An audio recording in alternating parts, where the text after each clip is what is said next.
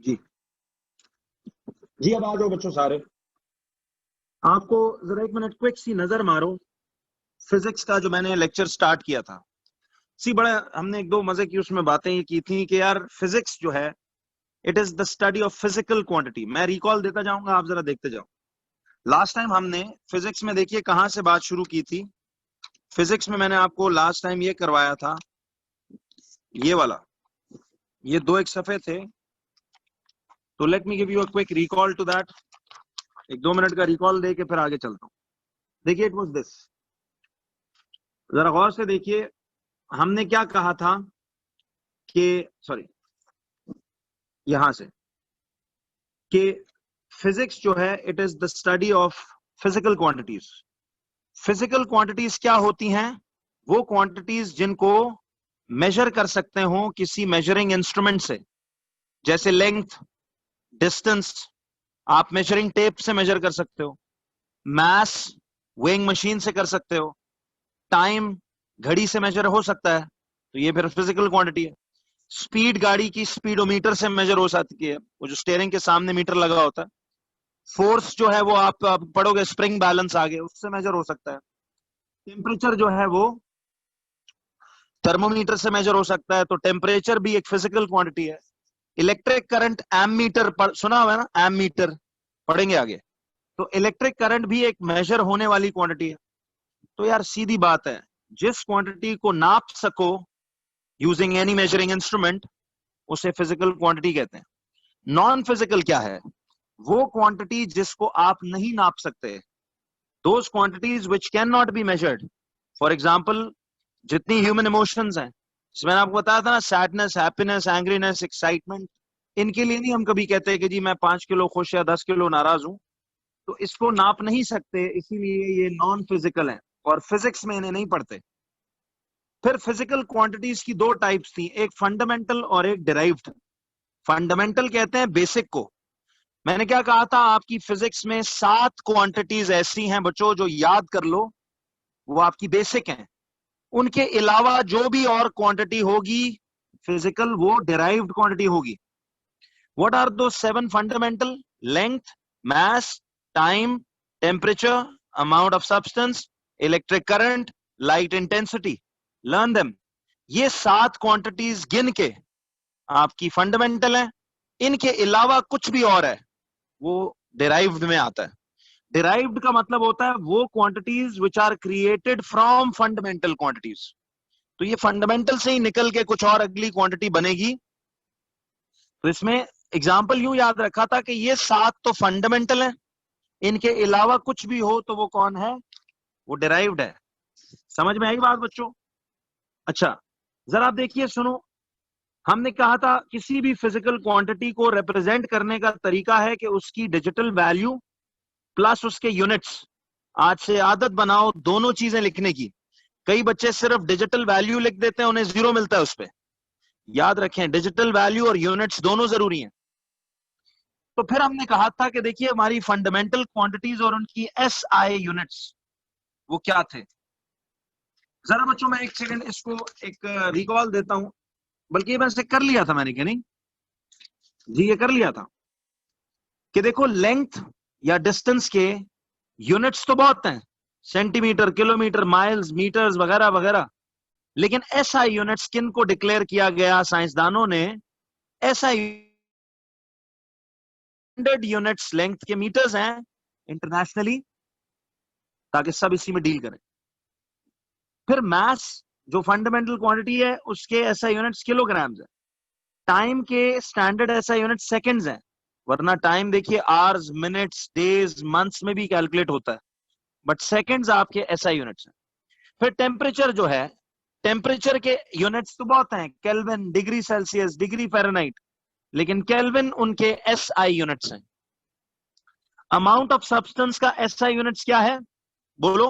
वो मोल्स है। Amount of substance के एसआई यूनिट्स है मोल्स। और बच्चों इलेक्ट्रिक करंट के एसआई यूनिट्स क्या थे? एम्पेयर्स। स्टैंडर्ड यूनिट्स एम्पेयर्स थे। और लाइट इंटेंसिटी के एसआई यूनिट्स कौन थे? देवर कैंडेला। क्या थे जी? देवर कैंडेला। ठीक है, तो कैंडेला इसके एसआई यूनिट्स यहां पे ये बनते हैं। अब जरा बच्चों आओ, आज की जो हमारी कमाई है, जो आज की बात हमने सीखनी है वो क्या है। जरा देखिए सारे, बात अब आसान होने वाली है, बहुत बल्कि इजी होके काम हो जाएगा। तो देखिए जरा आप सारे कि हमने अब आगे चलना है जी।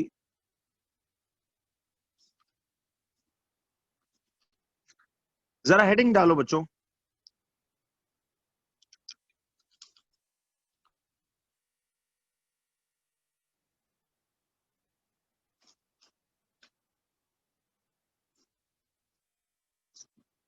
अच्छा, आप लोग जरा ना अब एक चीज लिखो, एक चीज लिखिए।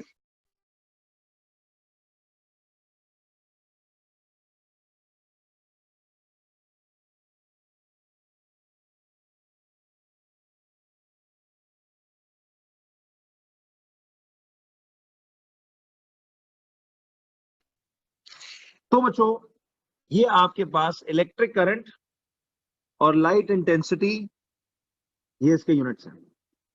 कैंडेला को ना यूं लिखते हैं, कैपिटल सी स्मॉल डी। अच्छा, are you all with me now?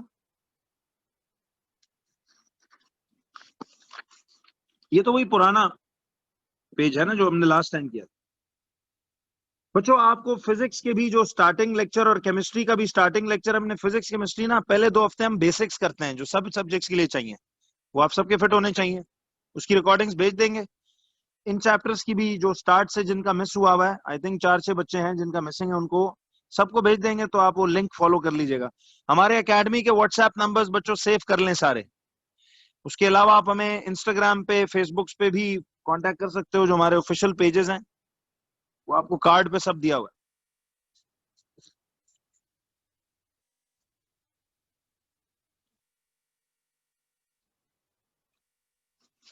ठीक है जी, तो ये हमारा। अच्छा, अब आज उससे आगे हमने एक कंटिन्यूएशन करना है। जरा बच्चों एक हेडिंग डालो, एक फर्क हमें अक्सर नहीं पता होता, difference between symbols and units. अब जरा फर्क समझो। देखो बात सुनो, सिंबल किस चीज को कहते हैं? किसी को पता है सिंबल क्या चीज होती है? जी जी शायन, ग्राफ्स आपको बड़े डिटेल में सिखाऊंगा, डोंट वरी। सिंबल कहते हैं बच्चों शॉर्ट फॉर्म को। आसान लफ्जों में याद रखो, सिंबल किसको कहते हैं? Short form. यानी मुझे एक बात बताएं, फिजिक्स में मैथ्स के लिए, मैथ्स के लिए सिंबल क्या होगा और इसका एस आई यूनिट? अब जरा फर्क समझना, क्योंकि थ्रू आउट ये करना है। मैथ्स का ना सिंबल है स्मॉल एम, यानी ये जो मैथ्स है इसका इनिशियल अल्फाबेट। तो फॉर्मूलाज में जिधर एम नजर आए वो किसके लिए स्टैंड करता है? मैथ्स के लिए। यानी देखो, आप एक चैप्टर 3 फिजिक्स में बच्चों एक फॉर्मूला पढ़ोगे, कभी सुना है इस फॉर्मूला का नाम? F is equal to m a. इसको हम चैप्टर 3 में पढ़ेंगे। ये मैं वैसे एक मिसाल दे रहा हूं, इसमें एफ कौन है? एफ किसका सिंबल है? एफ जो है वो फोर्स का सिंबल है। ये एम किसका सिंबल है? M is mass over here. And A किसका सिंबल है? ए जो है वो एक्सेलरेशन का सिंबल है। तो जरा मैं आपको फर्क बताना चाहता हूं, ठीक है?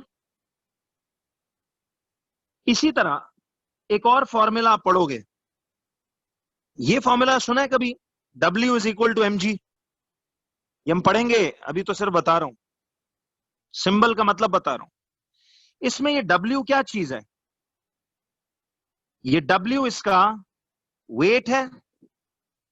M इधर stands for mass and G stands for gravitational. G stands for gravitational acceleration. तो सिंबल का मतलब समझ आया? सिंबल कहते हैं, बजाय पूरा लफ्ज वेट लिखता उसका एक अल्फाबेट शॉर्ट फॉर्म, बजाय पूरा मास लिखता उसकी जगह एम डाल दो, बजाय पूरा ग्रेविटेशनल एक्सेलरेशन का लफ्ज लिखता वहां जी लगा दो। Symbol is a short form, but इनके यूनिट्स अलग चीज है।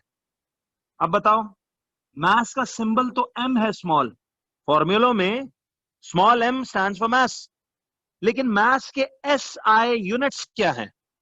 बोलो जी। एस आई यूनिट्स तो वो क्वांटिटी है जिसमें ये मेजर होता है, किलोग्राम्स। देखो वैसे तो मास के यूनिट्स, ग्राम्स भी मास के यूनिट्स हैं, टन्स भी मास के यूनिट्स हैं, लेकिन एस आई यूनिट्स कौन है? मास के एस आई यूनिट्स कौन है? ये फर्क समझो। स्टैंडर्ड यूनिट्स किलोग्राम्स है। ये बात बिल्कुल क्रिस्टल क्लियर हो गई। ये आगे भी मजीद एक्सप्लेन करूंगा, डोंट वरी एट ऑल। ठीक है, नहीं हम बचे, एम मास का सिंबल है, मास का ब्रीफ फॉर्म है, यूनिट उसका केजी है, केजी किलोग्राम्स, ऐसा यूनिट्स। फर्क क्लियर हुआ? मैं एक मिनट आपको और भी एग्जांपल्स देता हूं। जी अमिताभ बच्चे, देखिएगा समझ में आएगा। देखो मैं एक और मिसाल देता हूं, सॉरी। देखिए टाइम का, मुझे बताओ टाइम का सिंबल क्या होगा? टाइम का सिंबल क्या है? सिंबल से मुराद यह है कि फॉर्मूलों में टाइम का स्मॉल टी आता है, टाइम का सिंबल स्मॉल टी है, अमिताभ समझना। तो टाइम का सिंबल से मुराद है टाइम का वो शॉर्ट फॉर्म क्या है? टाइम की शॉर्ट फॉर्म स्मॉल टी, यानी फॉर्मूलों में जिधर स्मॉल टी दिखे दैट्स फॉर टाइम। ठीक है, जैसे एक फॉर्मूला पढ़ोगे आप, a is equals to v minus u upon t. कुछ पढ़ा हुआ लग रहा है ये फॉर्मूला? देखा देखा लग रहा है?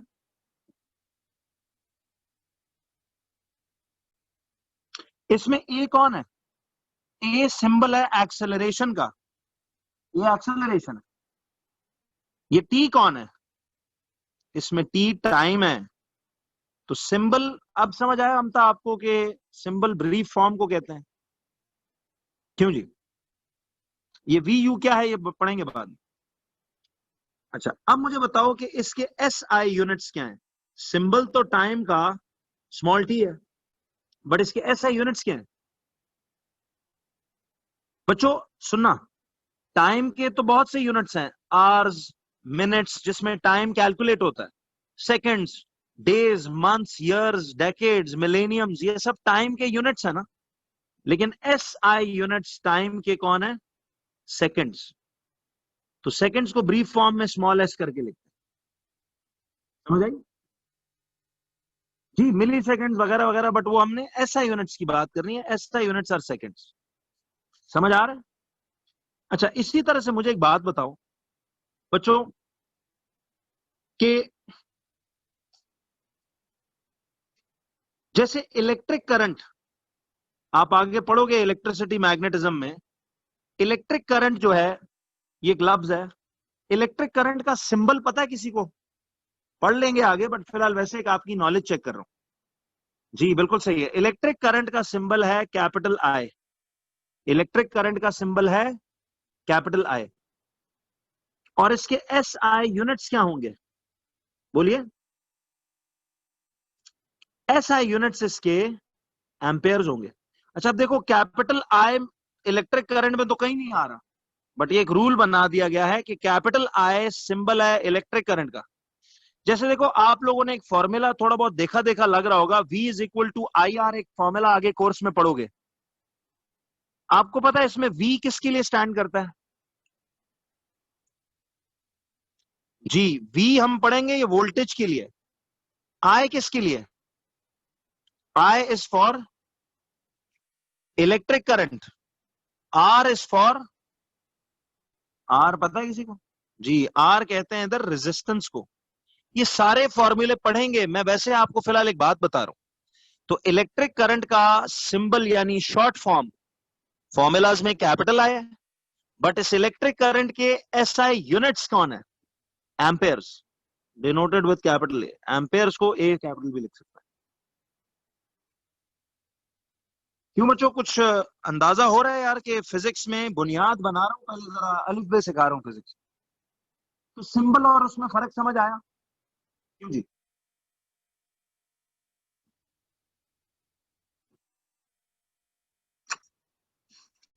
जी इर्तज़ा, मैंने आज ये सिर्फ एक यही सफा किया है, अभी तो मैं यही कर रहा था। एक्चुअली ये पिछला लेक्चर था, this was the previous lecture. ठीक है, this was from the previous lecture. जी अतीब, इसको पढ़ेंगे बच्चे, ये फिलहाल तो वैसे बता रहा था। जी जनाब, आपको सारी जो लोग लेट ज्वाइन किए उनको पिछली तमाम लेक्चर्स की रिकॉर्डिंग्स मिल जाएंगी। बहुत आसान और इंटरेस्टिंग आसान है वो, आप लोग वहां से देख के जरा अपने आप को अपडेट करोगे, बिल्कुल आपको देखना उसमें भी इसी पेज पे जैसे मैं इनको पढ़ा रहा था वही लेक्चर रिकॉर्ड किया हमने। तो ये सिर्फ चूंकि थोड़ा सा शुरू किया, एक हफ्ता दो लोग जरा लेट भी आ जाते हैं, तो ये है कि चलो, बट उसको कवर अप जरूर करना। जी राफे, बिल्कुल अवेयरनेस प्रोग्राम मेरा बड़ा रेगुलर रहेगा इंशाल्लाह, वो मैं आपको लास्ट 5 मिनट्स में आज से शुरू कराता हूँ। तो बच्चों तसल्ली रखिए, इंशाल्लाह हम प्लानर से आगे आगे रहेंगे और बड़ा डिटेल में जाएंगे, ए टू जी आपको इंशाल्लाह मैं हेल्प करूंगा। तो ये आज का हमारा तीसरा वो है। तो बच्चों आपको सिंबल में और यूनिट में फर्क समझ आ गया?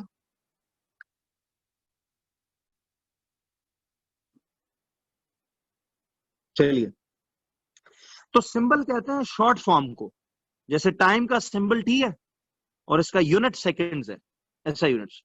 इलेक्ट्रिक करंट का सिंबल कैपिटल आई है बट उसका यूनिट एम्पेयर्स है। फर्क क्लियर हो गया ना? जी अब्दुल्ला, थैंक यू, बहुत शुक्रिया। तो बच्चों अब आ जाइए, देखो अभी ना थोड़ा सा सुनो, मैं अगेन कह रहा हूं बच्चों, उस एरोगेंस में नहीं आना कि यार ये तो इतनी आसान बातें हैं तो मुझे पता है। मैं आप सबको एक चेकलिस्ट दे रहा हूं कि उस चेकलिस्ट को टिक मारते जाओ, जिसको जो आता है, ये पूरा सिलेबस ना वन टू ऑल समझा रहा हूं, जिसको जो समझ में आता जा रहा है वो टिक करो दिमाग में कि हाँ यार ये बात मुझे पता है, ये पता है। नोट्स रिकॉर्ड अलबत्ता पूरा बनाओ, ठीक है? तो ये फर्क क्लियर हो गया बच्चों सबको? अब आ जाइए एक बड़े अहम टॉपिक पे, जहां से अब हमारा काम शुरू होगा, और आपको देखना यार यही इस टॉपिक और इससे अगले एक टॉपिक ना, डेंसिटी से बच्चों आपको लॉजिक और तसल्ली मिल जाएगी कि यार आपका टीचर आपको ऐसे रटे नहीं लगवाने वाला, इस बार बड़ा समझ बूझ के साथ आपको चलाएगा। ठीक है जी, मैं हमदा दिखाता हूं। अब जरा एक टॉपिक है, difference between area and volume. यार अब ये बात ना, अच्छा वैसे ईमानदारी से बताओ, रट्टा तो ठीक है चलो लगाया होगा, कितनों को इस चीज का कॉन्सेप्ट सही तरह से क्लियर नहीं है? एरिया वॉल्यूम में आपको कॉन्सेप्ट क्लियर नहीं है? जी देखिए, अभी आप लोग अब बताना शुरू करोगे तो कोई टेंशन नहीं है बच्चों, मैं आपकी हेल्प के लिए ही हूं यहाँ। ये वाला सफा कह रहे हो ना? जी देखो, ऑलमोस्ट पूरी क्लास को ये बड़ा सीरियस प्रॉब्लम है और ये होना चाहिए और होता है।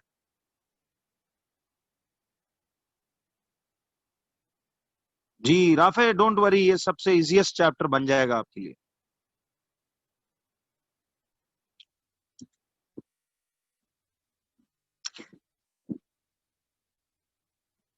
जी यहां तक क्लैरिटी है?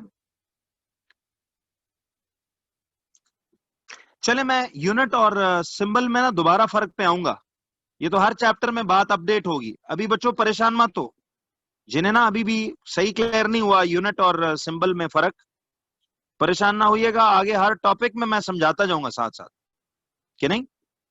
लेकिन आपको अभी जो काम समझने वाला है, हाँ, अब ये अगर ना समझ आए तो please do not proceed. Mustafa, आपको इंशाल्लाह ना कहीं मेरे अल्फाज लिख लीजिए, मेंसुरेशन, वो जो एरिया वॉल्यूम वाला चैप्टर है, उसकी एक जबरदस्त किस्म की टेक्निक आपको बताऊंगा मैं। आप सीनियर से पूछना भी, वो आपको बताएंगे कि इसको सर ने बड़ा आसान कर दिया था। आपको ये इंशाल्लाह सिखाऊंगा, ठीक है? आपको एक दफा मैंने कहा ना, हर you name a toughest chapter and I have made ways and methods to make it easy and interesting for you. तो जब प्रैक्टिकल नॉलेज पे सोचोगे तो फिर इंशाल्लाह आपको जबरदस्त समझ आएगा। तो मुझे इन चैप्टरों की तो परेशानी ही नहीं है, बस मुझे ये चीज समझनी है आपकी उससे कि जी शायन, आपको पाई चार्ट्स मुश्किल लगते हैं? आप जरा यूट्यूब चैनल है हमारा जी, सर इमरान एकेडमी के नाम से, उस चैनल को विजिट करें, उस पर स्टेटिस्टिक्स के लेक्चर्स दिए हुए हैं। हालांकि मैं उस वक्त सही समझाऊंगा, वो जरा स्टेटिस्टिक्स वहां से आप देख सकते हैं। तो उसमें पाई चार्ट्स मैंने समझाया हुआ है, और वो इतना जबरदस्त तफसील से है कि आप कहोगे यार ये तो इजी कर दिया, करके देखना जरा जी। उस पर अभी तक लगे हुए हैं पुराने चैप्टर्स।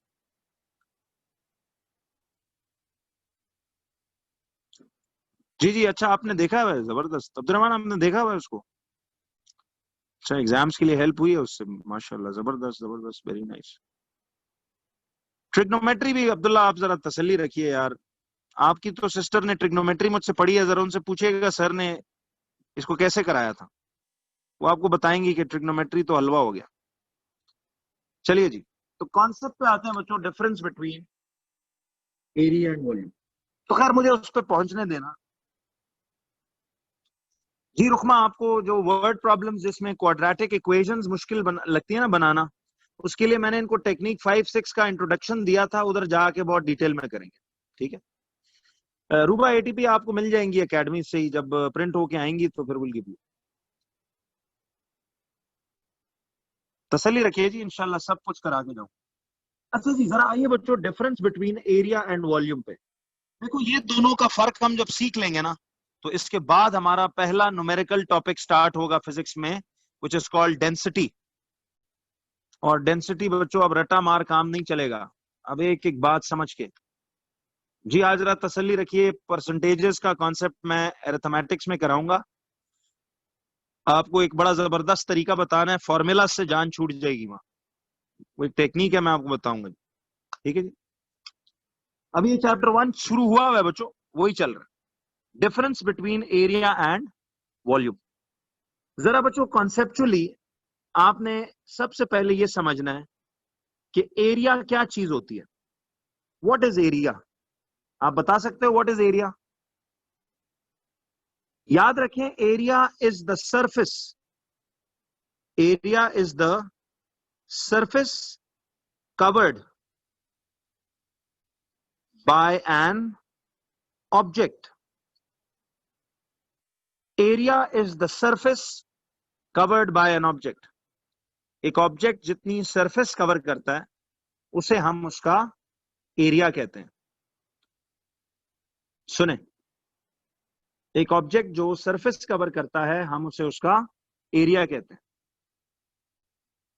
जरा देखें, जब बच्चों मैं ये रेक्टेंगल ऐसे ड्रॉ करूंगा, मुझे एक बात बताओ, क्या एरिया इसकी बाउंड्रीज की लंबाई को कहते हैं?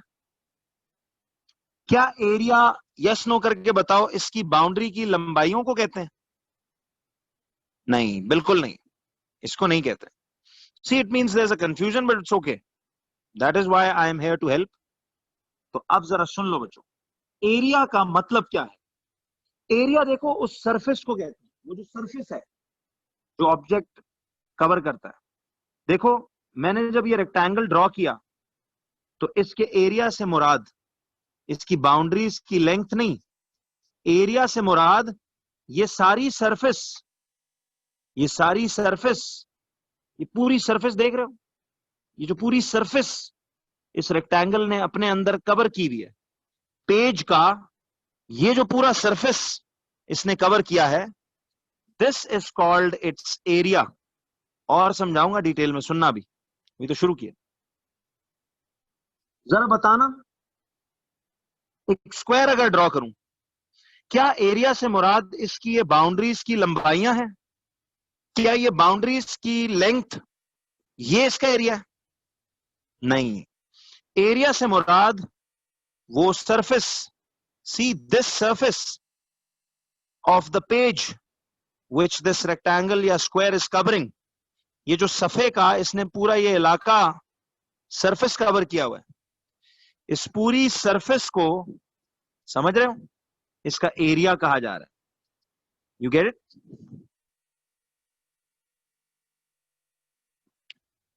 क्यों जी, देखो अब आम सी छोटी सी बात है, लेकिन माइंड खुल रहा है ना, बंदे को समझ आ रही होती है यार, ये अच्छा ये बात है। सुनना आप जरा, ये जो सर्कल है, इस सर्कल के एरिया से क्या मुराद है? क्या सर्कल के एरिया से मुराद ये टोटल बाउंड्री की लेंथ है? यस और नो? क्या एरिया ऑफ दिस सर्कल से मुराद ये बाउंड्री की लंबाई को एरिया बोलूं बच्चों? ये जो बाउंड्री की एरिया है, इसे नहीं कहते, बल्कि ये जो सरफेस इसने अपने कवर की हुई है, देखिए ये जो सरफेस है, ये पूरी सरफेस, दिस सरफेस जो है, this is called its area. तो इसकी सरफेस को हम एरिया कहेंगे। तो ये जो पूरी सरफेस देख रहे हो, ये सरफेस, ये जो पूरा मैदान सा है, ये सरफेस जो है, ये पूरा मैदान, ये इसका एरिया है, बाउंड्री इसका एरिया नहीं है। इसी तरह अगर एक स्क्वायरिश मैदान हो तो ये इसका एरिया। क्यों जी? जी बच्चों, हुमायमा मैं इस बात पे आऊंगा कि surface area of a bottle क्या है, ये बात की बात है। फिलहाल मैं एरिया और वॉल्यूम में फर्क बता रहा हूं। एरिया कहते हैं इस सरफेस को, एरिया कहते हैं इस सरफेस को, किसको? सरफेस को। समझ रहे हो?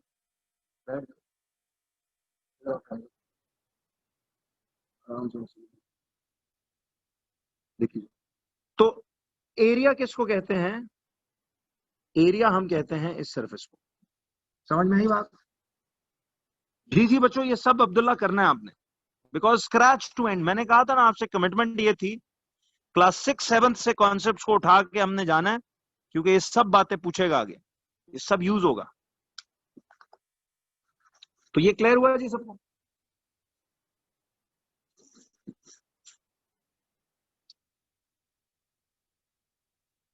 जी रूबा, आऊंगा मैं इस पे, एक मिनट, आई टेल यू।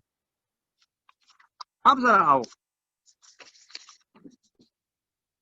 मैं आपको ना अब थोड़ा सा जरा ये कॉन्सेप्ट देने के लिए कह रहा हूं बच्चों। What do you understand by, देखो सिर्फ स्टार्ट में थोड़ी मेहनत लगेगी इन बातों पे, जब सीख लोगे तो फिर मसला नहीं होगा। What do you understand by 1 centimetre square area? बच्चों जरा बता सकते हो 1 सेंटीमीटर स्क्वायर का एरिया कितना एरिया होता है? जी जरा इस बच्चे मैं इसके थ्रू समझा रहा हूं, जरा देखते जाइए। 1 सेंटीमीटर स्क्वायर ये कितना एरिया होता है? पहले क्लियर करो इसे। 1 cm स्क्वायर एरिया कितना एरिया होता है?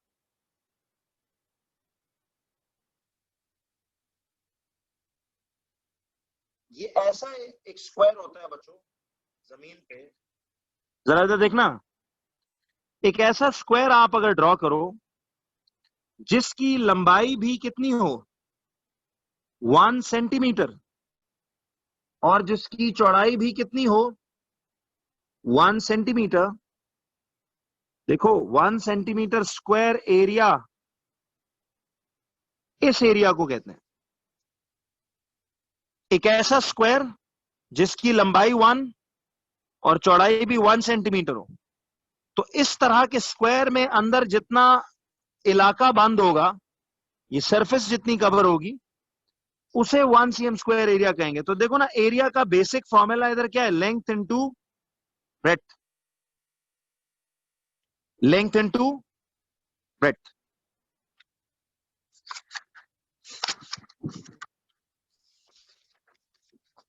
देखिए मैं आपको एरिया का कॉन्सेप्ट बता रहा हूं, ये पिछला पेज आप कह रहे हो,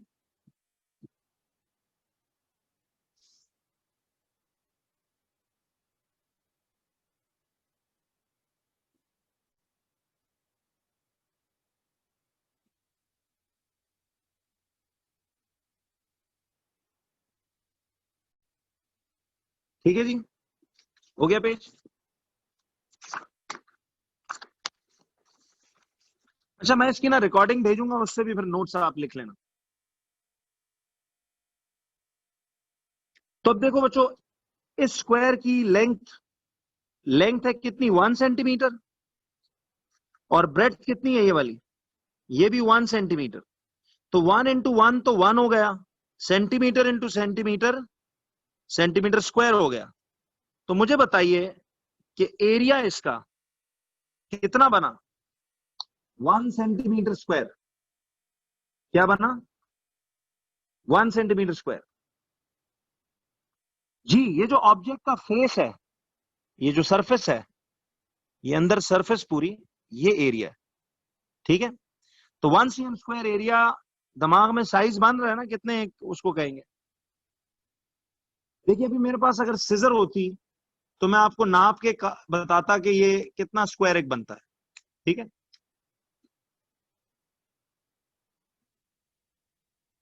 अगर आप कहते हो तो देखो मैं आपको एक प्रॉपर इस पे बना के भी दिखा सकता हूं कि एग्जैक्ट ये कितने साइज का होगा। जी रिपीट कर देता हूं। देखिए फॉर एग्जांपल 1 cm² असल में पता है इतना होगा, ये देख रहे हो, ये 1 cm का, फिर यहां से मैं अगर इसको बनाऊं, ये 1 cm,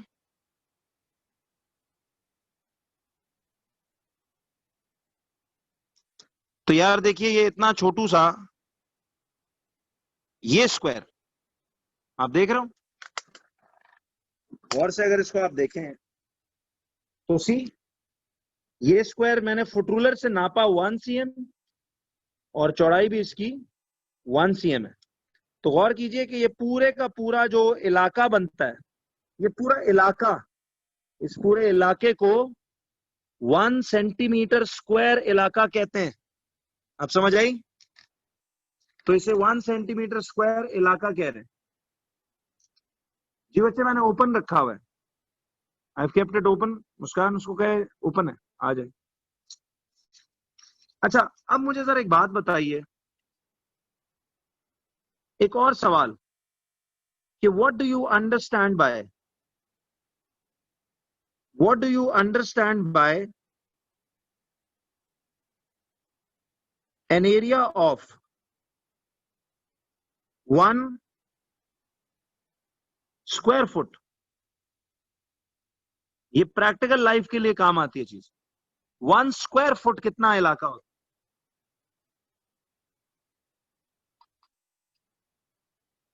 जी जी, एक सेकंड, हम उस पे आएंगे, बिल्कुल आप पहुंच रहे हो बात। जी बिल्कुल कर सकते हैं बच्चे, उसकी लेंथ ढूंढना सिखाऊंगा। देखिए जी, 1 स्क्वायर फुट का मतलब है एक ऐसी टाइल, यानी जमीन पे एक ऐसी टाइल हम अगर लिटा दें जिस टाइल की लंबाई भी कितनी हो, 1 फुट, और उसकी चौड़ाई भी कितनी हो, वो भी 1 फुट हो। 1 फुट याद है, 12 इंचेस, फुट्टे पे नाप लेते हो ना। तो 1 स्क्वायर फुट कितने इलाके को कहते हैं, एक ऐसे डब्बा, यानी ग्राउंड पे आप एक ऐसा स्क्वायर ड्रॉ कर लें कि जिसकी लेंथ भी 1 फीट और चौड़ाई भी 1 फीट हो। तो फिर ये पूरा इलाका, ये पूरा एरिया, उस टाइल की जो सरफेस का एरिया है, वो पूरा एरिया कितने स्क्वायर फुट होगा, 1 स्क्वायर फुट। वजह, क्योंकि एरिया निकलता है लेंथ इनटू ब्रेड्थ से ना। लेंथ 1 फुट है, चौड़ाई भी 1 फुट है, तो 1 इंटू 1 इज 1 स्क्वायर फुट हो गया ना ये। तो 1 स्क्वायर फुट प्रैक्टिकल लाइफ में भी जरा विजुअल दिमाग में रखो कि एक ऐसी टाइल जिसकी लेंथ भी और ब्रेड्थ भी 1 फीट बाय 1 फीट है। जी जी, आ रहा हूँ राफे आते हैं। क्लियर है जी। तो एरिया से ये मुराद है। अच्छा मुझे एक बात बताइए, आप ज्योग्राफी में, देखो बच्चों ज्योग्राफी में स्क्वायर किलोमीटर नामी कुछ चीज पढ़ते थे कि नहीं।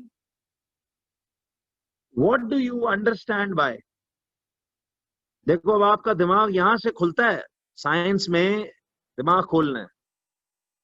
What do you understand by 1 kilometre square area.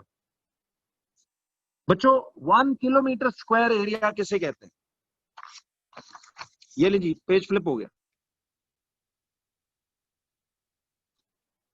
आज मेरा ख्याल है थोड़ा नेट का इशू चल रहा है शायद, इसलिए आप लोग पेज स्लो पे जा रहे हो।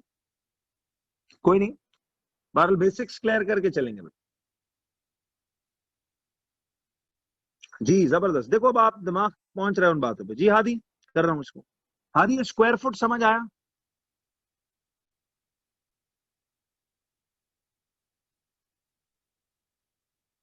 चलें आगे चलूं जी, कॉपी हो गया?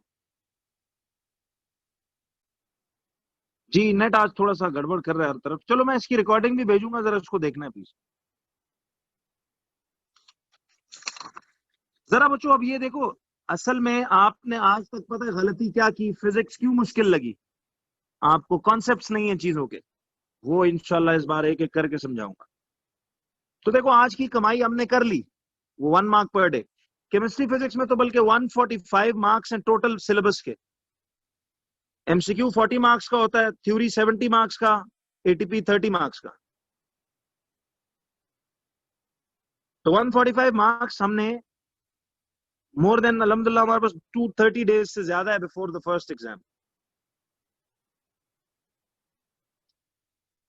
जी अली मैं आपको लिंक भेजूंगा ना, तो वो जब आप लिंक प्रेस करोगे आप गूगल ड्राइव में चले जाते हो, वहां से वो खुल जाता है, ऑटो हो जाएगा, कराता हूँ।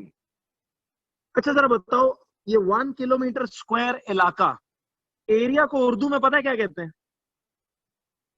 एरिया को रकबा कहते हैं। ये जरा, उर्दू इंग्लिश का टीचर भी बनूंगा आपका, क्योंकि मैं अपने टाइम पे पढ़ाता भी था उर्दू इंग्लिश प्रॉपर्ली। तो रकबा कहते हैं या इलाका। हम नहीं कहते यार मेरे एरिया में आके, तो इलाका या रकबा, असल वर्ड रकबा है, इलाका ये कह सकते। जरा बताइए, तो ये जो 1 किलोमीटर स्क्वायर इलाका है, क्या मतलब होगा? जमीन पे 1 किलोमीटर स्क्वायर कैसे मार्क करेंगे? एनीबडी? जी अब्दुल मोइज, आपने बड़ी जबरदस्त बात यार हाईलाइट की है, वेरी नाइस। आप पहुंच गए बात पे, मैं आता हूं इस बात पे।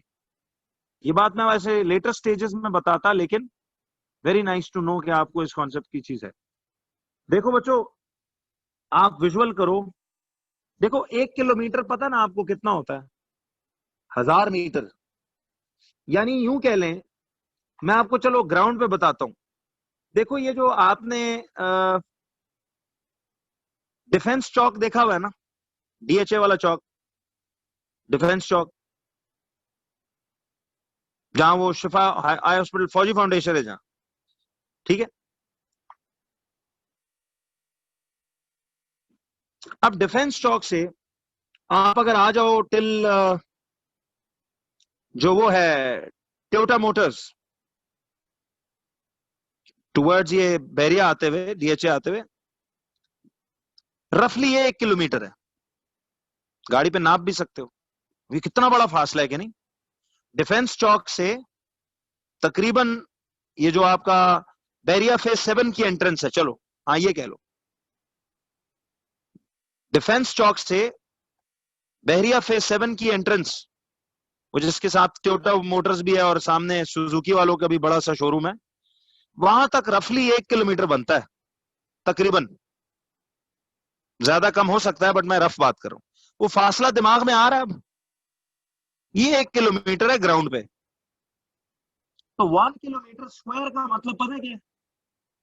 कि एक ऐसा नक्शे पे या ग्राउंड पे इलाका जिसकी लेंथ कितनी हो, 1 किलोमीटर लॉन्ग।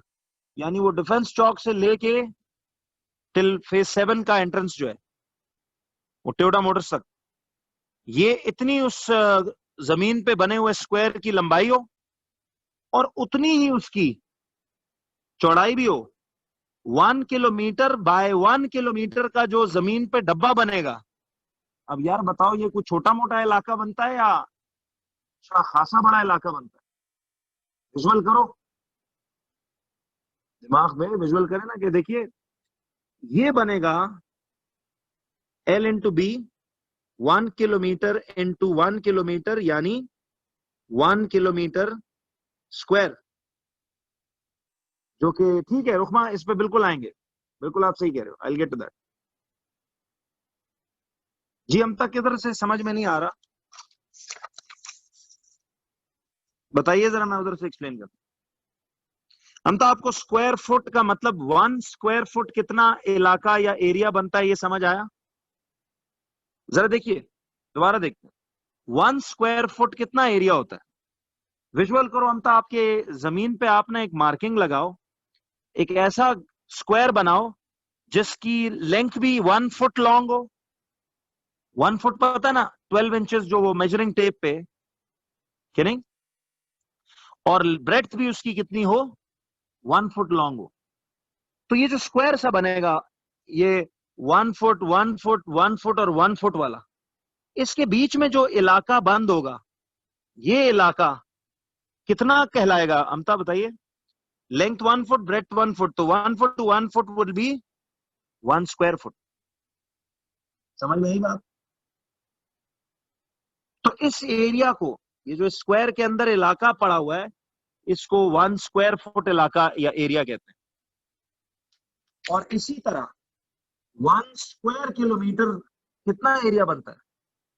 ये 1 स्क्वायर किलोमीटर, देखिए ग्राउंड पे ये सारा वो इलाका है जिसमें स्क्वायर की लंबाई 1 किलोमीटर और चौड़ाई भी 1 किलोमीटर। तो ये 1 किलोमीटर बाय 1 किलोमीटर ये बनता है। ठीक। तो बच्चों ये कॉन्सेप्ट था एरिया का।